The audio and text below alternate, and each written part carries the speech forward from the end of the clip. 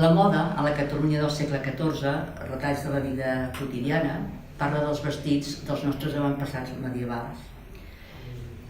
Per conèixer-los hem d'anar a buscar fonts documentals, com per exemple inventaris, i després sobretot les fonts artístiques, pintura, escultura, relleu, també el brodat, que són els que ens permeten visualitzar les diferents vestidures que es portaven als segles XIII, XIV i XV. En aquest sentit, veiem una gran diversitat de vestits. Per exemple, el més generalitzat, que era la cota, n'hi ha diferents tipologies, diferents models, entre els quals diríem la més important, potser la joia de la corona, seria la denominada la cota ardia. Però també hi ha els jubes, hi ha pallots, les gonelles, les gramalles, etc. De totes les vestidures, en aquests temps, se'n feien, per dir-ho així, simplificant una mica, com dues versions. La versió rica, la versió més luxosa, que era la que podien portar des de la reialesa fins als alts estaments, i la versió senzilla. Però un aspecte que voldria recalcar és que, en tot cas, encara que a vegades la decoració fos només una senzilla veta de color, i no brodats a mort o perles, sempre hi havia aquell sentit de la bellesa, de l'estètica, és a dir, d'embellir la vestidura. I un altre aspecte també interessant és que el llibre recull, a banda de tot un seguit de tipologies vestimentàries, les circumstàncies en què aquests vestits eren portats.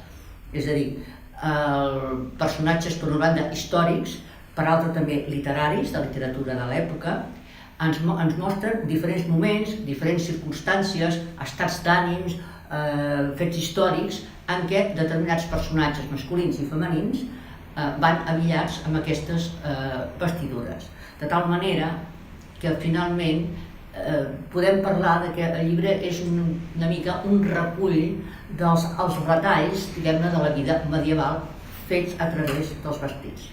I per últim, un altre aspecte des de la qual també es pot estudiar i ens podem aproximar als vestits medievals és el de les ordinacions que es feien a l'època sobre com s'havia d'anar a vestit en funció d'un concepte jeràrquic de la societat i per tant en funció de l'estament i la condició social a què pertanyia cada persona, fos home o fos dona. En aquest sentit surten les lleis sumptuàries, que n'hi ha a totes les ciutats del que avui dia configura Europa, i en aquest llibre hem recollit les de Barcelona i altres ciutats com Mallorca, Cervera, Solsona o Berga, per exemple.